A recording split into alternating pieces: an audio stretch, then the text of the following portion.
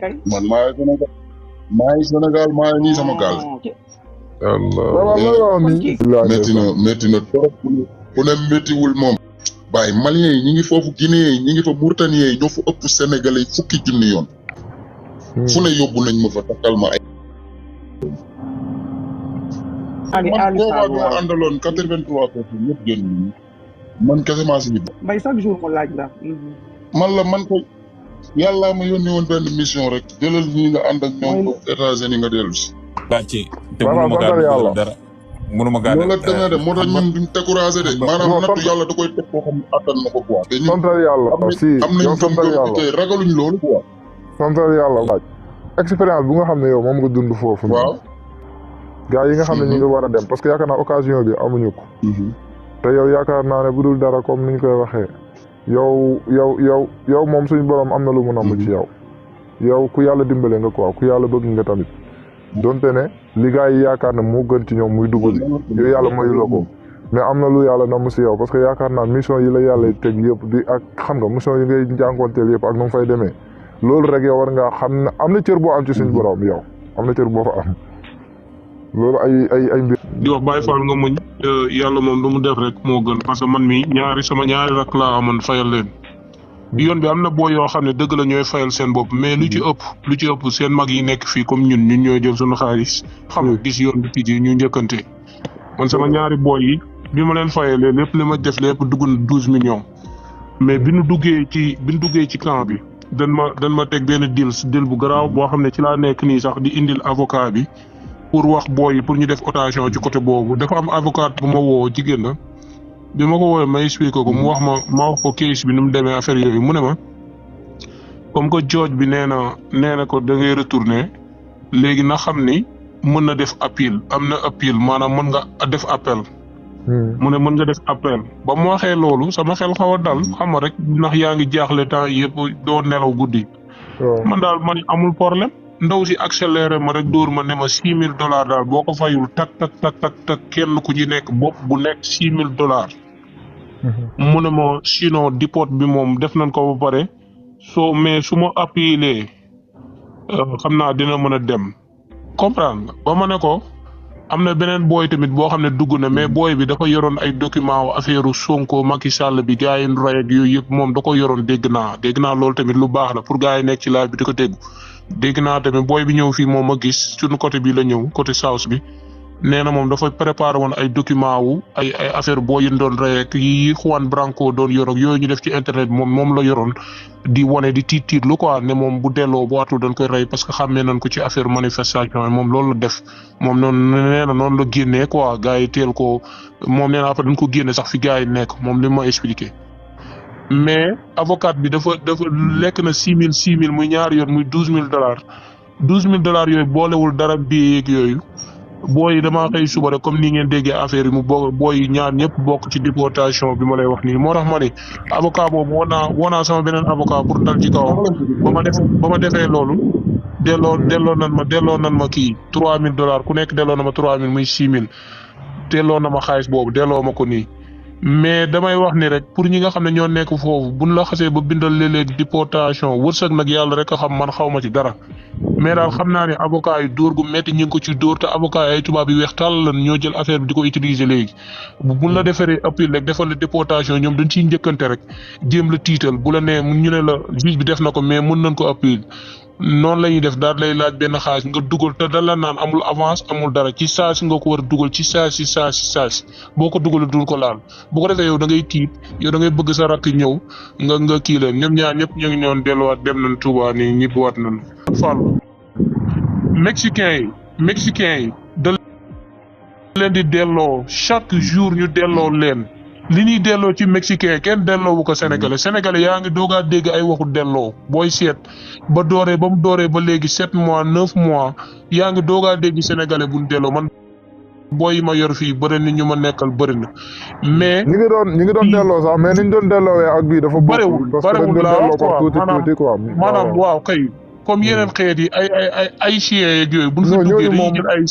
da leen di delloo xam nga kon sénégalais am nañ chance boo xamante ni lii du dara ku bëgg ñëw ku am sa ticket pour ñëw tamit nekk ci yoon bi xas ba nekk ji nga ñëw Fallou mi tamit nit ku baax la damay déglu man xam naa nit du ma dof man bawol laa bu ma la déggee nga wax déggaat nga wax am na ñu ciy def nag business ci suuf du ma tudd turu kenn mais xam naa ni Fallou mii may déglu nii xam naa ni nit ku baax nga xam naa ni nitu yàlla nga wutoo ci ay jërëjëf wutoo ci merci loolu mooy nit quoi merci frère looloo ci am solo quoi dëgg moom da nga koy wax rek dëgg moom wax ko looloo leneen amu ci njëriñ. Ali Fall maa lay ziar Ali. jaajëf. waaw yow macha allah loolu moom am na solo comme ni nga ko waxee noonu gars yi yéen a ngi ko dégg maanaam yii yëpp ay information yoo xam ne lii moo tax ñuy def live lii mooy njëriñoo live nii ku ci nekk la muy dund mu ñëw andi ko fii nii yéen ñëpp ngeen déggandoo ko sens bi ngeen am yéen ñi demagul yéen a ngi koy dégg lii yëpp nag du ay affaire dégg naa ko tiit naa lii non bu kenn tiit bu kenn jaaxle da ngeen koy déglu pour yokk seen expérience pour xam fi ngeen teg seen tànk tamit ñu bëri loolu la ñu yaakaar dañuy yaakaar ne boo génnee rek après affaire bi jeex na non yow yaa ëpp sens parce que am nga liberté pour lijjanti yi nga war a lijjanti léegi nag nu ngay def mooy say affaire bul ko bàyyi noonu profité nga taxaw ci wut yi nga war a wut yëpp ba ci sa demande bu nekkee mën nga am avocat bu nga xam ne da ngay toog ak moom nga xam nga waxtaan ak moom sa histoire moom mu defaral la ko xam nga parce que ñoom tamit xam nañ la carrément lii ak lii boo demee waxee ko nii wala defeel nii bu ko defee après loolu noonu bu jàllee ngeen soogay kii. mosuma dugg personnellement mosuma dugg Mexico illégalement man bi ma fay dugg yëpp dugg légal laa fay dugg mais donte ne dugg légal la sax dañ lay fayloo nga def formulaire boo bëggee def yenn fànn te boo liree FMM waxoon naa la je pense que bu ma ne la depuis mois d'avril waxtaan nañu sama mois de mai mais boo xoolee mooy ñi nga xam ne xam nga Mexique am na dëkk yu fa mën a dugg yi nga xam ne mën nga fa dugg sans visa. mooy bu fekkee ne par exemple comme ay dëkk yi États-Unis nga nekk fii nii wala nga nekk Canada wala yenn dëkk européen yi mën nga fa dugg sans visa am na passeport yi nga xam ne aussi bu ñu la waxee ne la da nga dem nangami pays ba ko defee mën nga fa éligible pour nga dugg fa sans visa dugg Mexique nag doonul dugg aéroport fii rek am na dugg voie terrestre am na dugg voie maritime am na dugg voie aérien te FMM ñëpp lay apply si ñoom wala li ñuy wax sax yàlla xam na am na benn waa ji liggéey aéroport Mexico mu may yónnee léegi message boo leen bëggee mën naa ko jéem a woo mu jëmee clarifier mais xanaa ne daal d'après biñ mu joon a xool dañ doon wax ñu ne FMM pour ñuy dugg Mexique légal la dugg légal nag cela ne veut pas dire que da duggee fa visa rek ndax comme ni mu wax am na passeport yi nga xam ne soxlawul visa am na passeport yi nga xam ne dañ lay wax ne visiter tant de pays pour nga mën a éligible pour nga dugg foofu noonu mais nag mosuma say gis nga xam ne comme ñuy bëtt di jaar ci yoonu suuf bi di duggee foofu noonu FMM ak autorisation yi gars yi daan jëkk joxe c'est dañoo xaw ne na ni roo mais ba léegi am nañ différence moom la Mass waxoon nee na benn cachet moo leen différencier te wax nga dëgg am na 60 pays yoo xamante ne am nañ droit dugg biir Mexique sans pour autant ñu am visa tourisme mais comme nag di nga dégganteeg après kenn ku nekk ci aéroport Mexique bi personnellement je te demande au nom de tous les jeunes ñi nekk fii nii nga laajal ñu ko ci question FMM bi parce que bu ñu xoolee tamit dañuy gis ne dañuy bind ne maanaam tout passager qui entre par voie terrestre wala voie maritime avec bi frontière bi dafa war a apply li nga xamante ne mooy FMM boobu noonu. léegi nag xam nga léegi boo xoolee taxi ñoom bu ñu waxee tout passager yi fay jaar xam nga bu ñu wax tout passager ñoom dañ ko highlightul mais tout passager qui passe régulièrement comme kii en norme bokkul ak ki nga xam ne dafay jaar illégalement. est-ce que comprendre. effectivement xam nga texte duñ la bindal texte di la wax ne la boo fi ñëwee illégalement nii nga fiy jàll loolu da ngeen ko war a bàyyi xel parce que buñ la bindalee texte yombal ko noonu dañ lay wax pour ñi nga xam ne dañ fa mën a jaar régulièrement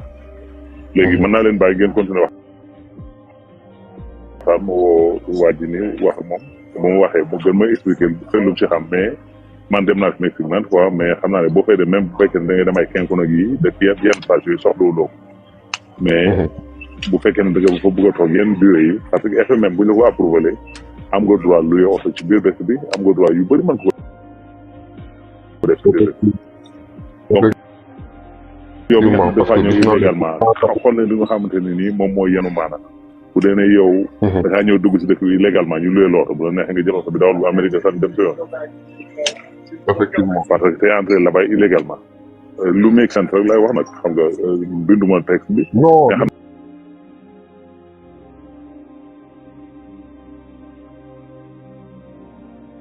texte kenn du ko bind basé wu ko ci entrée illégale waaw li ngay wax yëpp c'est raisonnable parce que tu as raison donc FMM boo ko amee maanaam ba ñu yónnee le mail de confirmation bi ça veut dire que ne tey c'est considéré comme c'est pas un visa nag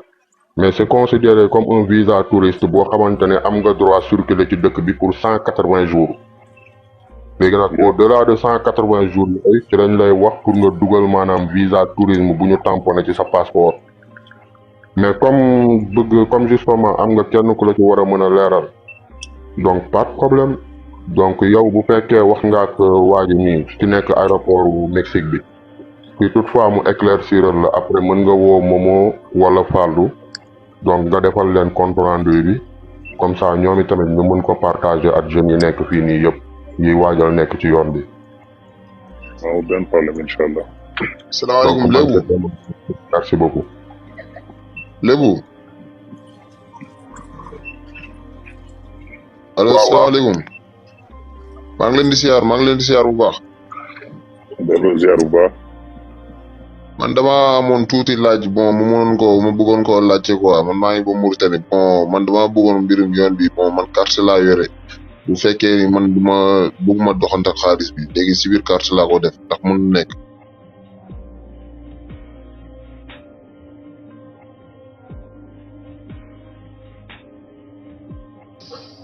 waaye foofu noonu pour nga utiliser fa carte visa yenn somme yu ngay soxla pour nga mën ko jot yombul comme ni ko gars yi di waxee am nañu fa yóbbuwoon ay carte visa yu nga xam ne ñoom Sénégal la ñu jógee mais amalu leen njariñ xaw ma nag yow mi jóge ci beneen réew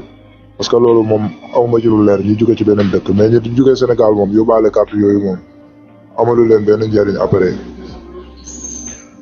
ah ok léegi moom boo eggee ba fële nu mu tudd aéroport de Grand-Ba bi carte bi mënoo ko utiliser pour booy fay xaw ma $60 yi. ci aéroport Nicaragua mën nga ko fay carte bu la neexee mën nga fay 160 yi mën nga ko fay par carte. waaw ok léegi kon su ma eggee foofu mun naa retirer lu nekk ci carte bi yëpp. fi ngay fayee doonul ATM fi ngay fayee ko machine rek ñoom seen xaalis ak leen jël sa carte boo pare nag boo jaaree ATM carte bu nekk da ngay am limite boo si mën a jëlee parce que carte loo jox carte rek ne la mën nga see génne lu la neex carte yor sa carte bancaire war nga xam ñaata mooy seen limite pour nga mën ko récupérer par jour mais lii gën a wóor au lieu ngay dem ak carte kese sans nga yore benn xaalis lii gën a wóor mooy yóbbaaleel xaalis léegi trajet bi foo fi mënta jógee ko jaar Nicaragua ba yegg si biir Tapachula amul benn jafe-jafe mën nga fay jàll xaalis biir Mexique nag léegi la gars yi nekk di sonal nit ñi ak xaalis. waaw léegi moom su ma yeggee ba Mexique moom mun naa utiliser carte yi. Mexique daal moo jafe pour carte Mexique pour récupérer fa xaalis sax des fois gars yi dañu leen di ay jafe-jafe am na place yi nga xam ne duñ la nangoo jox yenn problème bu nekkoon foofu réglé na wala réglé wu. ban problème. déggoon naa ñu ne xaw ma laisser passer xaw ma pour ñu bàyyi la nga jàll boo demee ba fenn dañ lay delloowaat. loolu des na ma wóor xaaral ma bàyyi gars yi ñu tontu ci loolu ndax fan yii bokk na biir Mexique. waaw Fallou laa bëggoon laaj loolu. parce que dama léegi maa ngi jégalu fu ma nekkoon moo tax tuuti dafa am fu ma duggoon mënu ma woon wax mais kii ci FMM boobu wutal ñu ci gën a wut ay information incha allah bu baax parce que gars yi lu tax surtout man ma dem def ci ay gëstu ba génnee ko mooy. dama gis ne gars yi dañ leen di jaay faux laissez-passer bu nga xam ne ñu ngi leen koy jaayee foofu mooy li grand bi di wax léegi ñu ngi leen koy jaay foofu $30 lañ leen koy jaayee bu ñu demee fële xusitaan te faux laissez-passer bi da nga koy xool la xam ne lii moom baaxul parce que man gis naa ko da nga koy xool la xam ne lii baaxul léegi moom la ñuy yor ñoom juste pour lan pour dagg si billet yi léegi nag am na gars yoo xam ne xamuñu ñoom dañ koy yore di ci kii buñ demee du ñu am ci dagg billet bi mais migration bi daf leen di kaar sax ñu ko koy wan bañ ciy am yenn problème bi mais gis naa koo xam ne xam nga luñ ko defal officier salida lañ ko defal ci benn fan ne ko yow génnal réew mi à partir de tey génnal réew mi ci frontière sud bi nga xam ne fi nga duggee lañ ko wax nga génn réew mi ci tey jour bi ñu ko jàpp ci la yem parce que kooku xam naa dañ ko jàppale ak kayitu fals yooyu noonu te loolu sax ñoom ñoo baax rek mais loolu am na ñu nga xam ne bu nekkee ñoom la duñ la ko baal am na ñoo xam ne bu nekkee ñoom la mën nañ la si sax déféré mën nañ la si tëj comprendre ci affaire de fals yooyu noonu loolu moom moo tax ma ne leen léegi comme si que ne yéen da ngeen di wut kayit boobu noonu pour dagg bi moom ngeen koy dee parce que fi ngeen di dem dañ leen di laaj ay tampon seen passeport wala ñu leen di laaj ay faux laissez-passer pour mën leen a jaay biir léegi ay